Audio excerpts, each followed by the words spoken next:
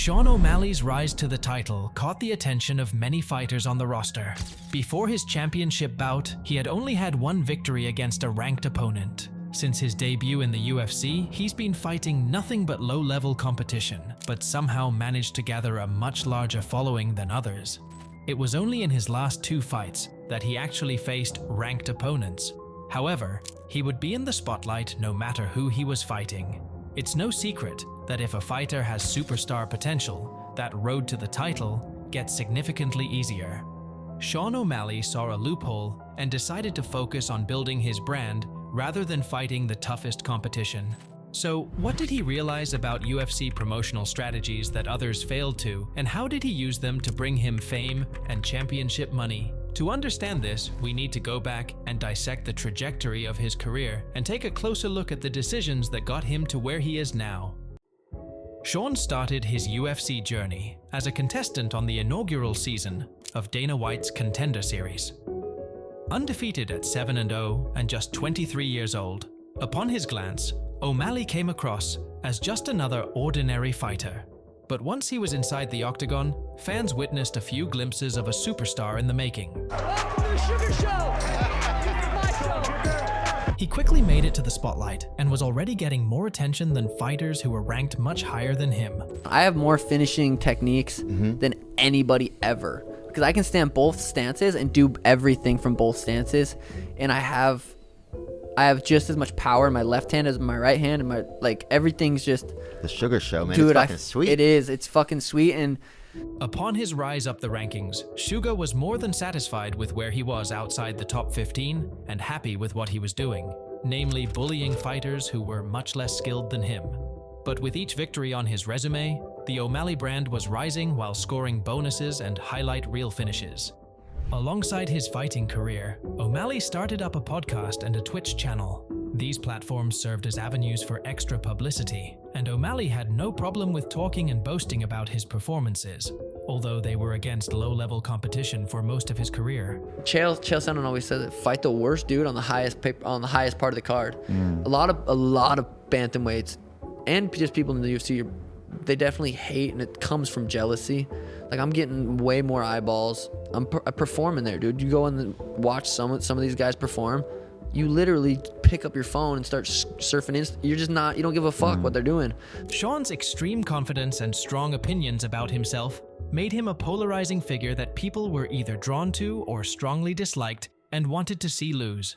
And like I said, I kind of let let go of all thought when it comes down to how the fight's gonna play out. I just trust my higher self that I'm gonna go in there and do what I need to do. I'm like, okay, we're gonna go in there. I'm healthy, I'm in shape, and my skill set's high. So if my skill set's better and I know I'm gonna show up, you can't beat me. And although his rise up the rankings convinced people they were looking at the next superstar, they wanted to see him tested against real competition. In August 2020, O'Malley was set to face his first legitimate challenge in Marlon Chito Vera. Chito wasn't well known at the time, but definitely possessed the skills to be a threat for O'Malley. Yeah, I see, Chito is tough. He's super tough, but he's not getting hit on the chin. He's not getting hit where I hit people, and that's right on the chin. I'm super accurate and I'm fast, and that's a dangerous combination. So I for sure could see myself putting his lights out in the first round. Their build-up to the fight was filled with animosity. Chito wasn't happy with the attention O'Malley was getting for picking easy fights, when on the other hand, he wasn't nearly as popular, but already faced some real challenges that he fell short in. And O'Malley was going into the fight overly confident and taunting Chito all the way through their fight build-up. He's definitely not, his game plan can't be to strike with me. Like, going into this fight, his game plan cannot be, I'm just gonna strike with him. It's gonna be hard not to give me someone in the top 5 after I knock out Chito. It's gonna be, they're gonna see my skill level is legitimate, and the fans are gonna demand to see me fight one of these next top guys. So fight night rolled around, and the two were set to face off against each other. The fight was playing out on the feet, and Sean was having success early, but Chito's leg kicks started to add up. One of the leg kicks Chito threw hit O'Malley's nerve, causing him to lose feeling in his leg and start limping around. O'Malley was basically standing on one leg and took the easy route of giving up. As he fell down on the canvas, Chito landed a couple of elbows that finished the fight. He came out the next morning calling it a fluke and saying he doesn't feel as if he had lost that fight. On paper, I'm 12-1. I lost August 15th. I'm 12-1. And in my head, I didn't lose shit. I'm 12-0. I didn't lose. It caused him a ton of backlash because of the way he dealt with his first career loss, but he refused to withdraw his statements and stuck to his words. Did he get lucky? Yes. Did he win? Yes. He kicked this nerve in my ankle. I had an ankle brace on. Had my coach loosen it up right before we walked out. I'm like, this shit's too tight. The nerve gave me drop foot, and then I sprained my ankle like 4 times. O'Malley's brand took a hit, and everybody thought of him as a sore loser. And still, to this day, when Bruce Buffer is introducing his record before the fights, he'll show zeros, as he believes the loss was illegitimate. Holding professional record, 12 wins, 1 loss. He stands 5 feet 11 inches tall. During this period, the relationship between him and UFC took a downturn. O'Malley felt underappreciated and expected to be compensated better for all the attention he was bringing to his fights. This was what he had to say. "If I'm going to make the money I'm making right now, why go up there and fight the toughest guys in the world? Why not fight these 3 fights, not fighting the toughest guys in the world, renegotiate my contract, and then make real money fighting real guys?" But UFC refused to renegotiate his contract and give him more money, especially because he was coming off a loss now. This caused O'Malley to avoid tougher competition and aim to fight out his contract against unranked opponents. For me, I have a contract to fight a certain amount of fights, and I'm gonna get paid a certain amount of money, whether I fight Luis Smolka, the dude I was supposed to fight, or I fight Peter Yan, the #1 bantamweight in UFC. I get paid the same. I'm gonna fight this dude. And I'm gonna fight this dude on a Conor McGregor pay-per-view. Fans weren't happy with O'Malley for being so open about this. Rejecting tougher matchups and refusing to acknowledge the loss caused a lot of people to turn on him. However, in 2021, Sean would return on the upward trajectory. 7 months after losing for the first time, he was booked a tune-up fight against Thomas Almeida, who was 1-4 in his last 5 matches. Sean is known for his walk-off KOs, and during this fight, he scored a knockdown, but didn't follow up with his shots, thinking the referee would jump in and stop the fight. But that didn't happen, and Almeida managed to recover, which meant O'Malley had to continue fighting. But now what happens if Almeida lands a low calf kick and makes his leg numb again? No, it's a huge mistake. It's a huge mistake. He thought the fight was over. He should have jumped on him. Although commentators were criticizing his decision for not finishing the fight, O'Malley didn't look too worried, and 1 minute into the 3rd round, he scored a knockdown again, but this time landing the finishing blow, which could be heard throughout the arena. He's doing it again. And again, the hesitation. Maybe. Almeida. Maybe he should have stopped it. Oh my. He then followed to break ankles and shoot 3s in the octagon as a response to all the hate he garnered from claiming undefeated status in the last couple of months. Yeah, I gotta prove a lot of stupid people that they're stupid. It was nice. After that, he followed up with 2 more victories against Chris Moutinho and Raulian Paiva, and scored 1 no contest against Pedro Munoz due to an unintentional eye poke, which O'Malley refused to acknowledge and added it as another victory on his record. Pedro was his first top 10 opponent since joining the UFC in 2017, and because Sean's career has been in the spotlight since the beginning, fans felt like they waited forever to see him fight someone legitimate. This was the period where O'Malley's contract was coming to an end, and he was content on leaving the company if he was to not come to terms with the UFC. The UFC was aware of this, and they didn't want to lose their potential superstar, so they became more lenient in granting his wishes, namely giving him more money. Negotiations, I tried to get it. Pay-per-view points, not being the champ. Didn't fly, but I will say I did resign with the UFC. Thank you. Wow, congratulations. I walked in there and we negotiated. They said this, I asked for that. I asked this, they said no. They said yes. I said what? They said huh. And I got a number that I'm very happy with. He signed a new deal in which his purse went from 80 plus 80,000 per show to $500,000 guaranteed. But he had to quit bullying unranked guys and fight the real competition. This was where he started calling out the #1 contender in his division, Piotr Yan. Yan was 12 places above him in the rankings back then, and the only reason he had to fight him was because of the hype O'Malley was bringing to fights. Peter turned down Chito, so I don't think he really had an option. I think UFC probably went to him and said, hey, you can't just keep turning these guys down. You have to fight the Shika show. So Yan was on a 2-fight losing streak. His first loss came by way of disqualification in his first title defense for throwing an illegal knee on a grounded opponent. And the second one was a rematch in which he got controlled on the ground for 3 rounds and lost on the judges' scorecards. Yan saw an opportunity to fight Sean as he was the biggest name in the division, but not necessarily the toughest guy, so he thought it would be the easiest route back to the title. They were trash-talking each other in the build-up to their fight, but there was no real bad blood between the two. I'm gonna smash Peter. How about that? Is that a better answer?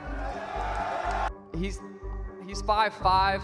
There's no way. It says he's 5'7" on the stats, but there's no way. It's not about the height. Just look at him. He's like a whore on the side of the road. Peter's 5'4", 5'5", maybe. But I think, yeah, I'm surprised he took the fight. O'Malley was going into the fight as a 3-1 underdog, with very few people believing he could offer anything to Yan. The fight ended up being laser close, with both guys landing damaging shots and Yan scoring some ground control. The contest ended in a somewhat controversial victory for O'Malley. Some had him winning the fight due to causing more damage to Yan, but most of the media and experts had it the other way. Nevertheless, with this fight, Sean showed he belongs at the very top of his division. This victory took O'Malley from number 13 all the way to number 1 contender, setting him in line for the next title shot. His next fight took a while, as the former bantamweight champion Henry Cejudo decided to come back and try to recapture his belt. Henry was a double champ back in 2020, but following his victory against Dominic Cruz at UFC 249, he vacated both belts and decided to retire. People speculated his retirement came due to contract disputes with the UFC, but he claimed he just needed a break from the sport as he's been competing professionally for over 15 years. UFC booked him against Aljamain Sterling at UFC 288 back in August of 2022. Henry was a bad matchup for him, and UFC was silently hoping he would beat Sterling due to his strong wrestling background. This would then set up a title fight between Cejudo and O'Malley, which would be a much easier fight for Sean.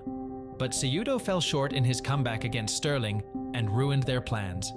Sterling was one of the most hated champions at the time because of the way he won the title by abusing the disqualification rules.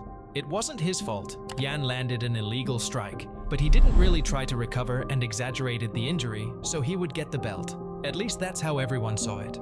UFC then rushed Aljamain into the fight with O'Malley only 3 months after defending his belt against Cejudo. They knew he was cutting a lot of weight before his fights, and 3 months simply weren't enough for him to completely recover. But it was a sneaky way of giving O'Malley some advantage, and the ultimate screw you to Sterling for not being an entertaining fighter and winning the belt in a sleazy way. It was clear that they had a new superstar in the making, and all he was missing was a gold belt around his waist. And unfortunately for Sterling, he was just standing in the way. There was not much animosity in their build-up to the fight, and both showed respect for each other, but still decided to trash talk in order to promote the fight and get the fans hyped.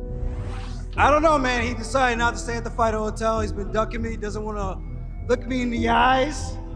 So it is what it is. We got a couple of days, and I get to whoop this fraud's ass. Yeah, $100 is a lot of money to him. So if he, gets a takedown, I'll give him $100. Not a big deal. Coming in as a 3-1 underdog once again, Sean was expected to get pushed around the octagon by a much better wrestler and a more experienced fighter. But he came in sharp and precise, not leaving any openings for Sterling to capitalize and take him down. O'Malley was managing distance and looking for a knockout shot. 2 minutes into the second round, he found what he was looking for, landing a devastating blow that caught Sterling rushing in and dropped him to the canvas. O'Malley set the best performance of his career and scored the Knockout of the Year contender. He won the UFC belt and completed what he set out to accomplish when he joined the organization in 2017. Sean O'Malley strategically played out his rise throughout the years.